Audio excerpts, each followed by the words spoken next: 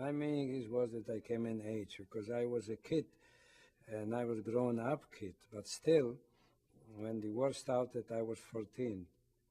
And I became a man, really, in the war. And if the final stage, the most important stage, was the 3 years of partisans in the army. It made me a man. Made me, before that, I felt that I'm still a boy. First thing is, is the responsibility.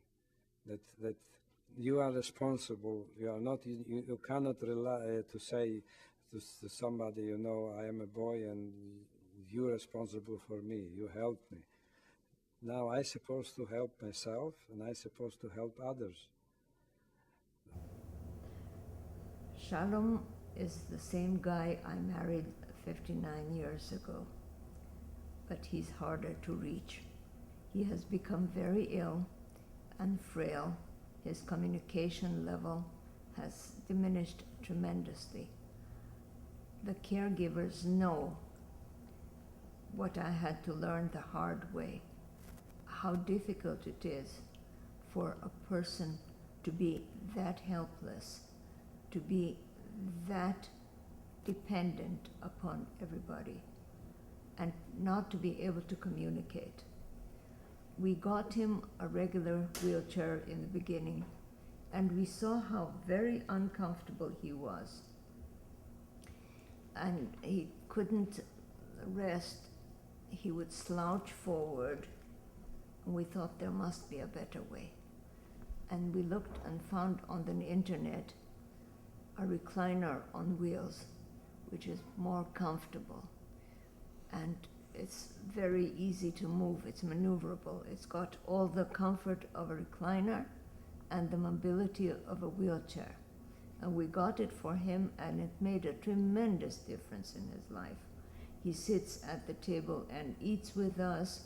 He can be positioned in several ways with legs elevated and lying back to rest.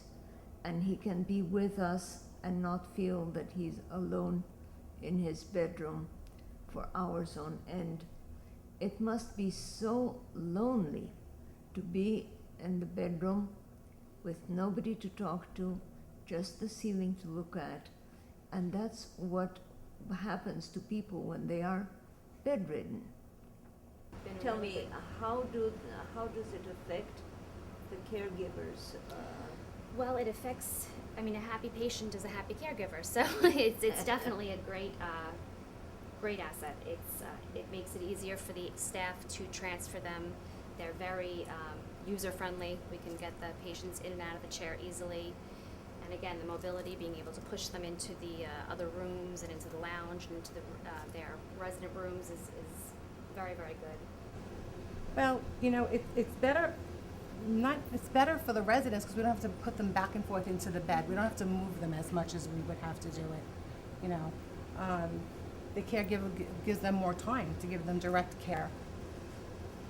And they love it too. I spoke to the aides that, was watching them in the chair, and they love it too. But I think the most important thing, obviously, is the resident and how comfortable they are and how happy they are.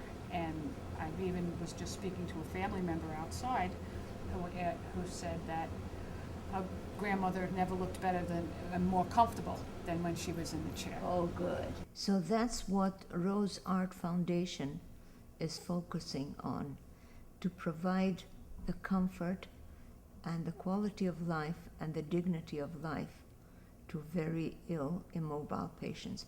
A friend of mine wrote a letter to me. His mother had spent 17 years in a nursing home, sitting in that little chair. And he wrote to me that if she had had the kind of chair that we are providing, her life would have been far happier and far more comfortable. And we are trying to expand, not only to focus on the chair, we're trying to focus on helping the caregivers and the family to understand how important it is also to communicate with the patient, to show them respect, to show them love, to show them that there's someone who cares about them. I'm sure every single one of us here has somebody we've seen who could have used a chair like that, whose life would have been enhanced if they had had a chair like this. The chair serves a purpose, adds dignity and quality of life only when there's someone sitting in it. Let's fill these chairs, you and we together, and let Rose Art Foundation be the connecting link. Next time when we see each other, we have beautiful picture.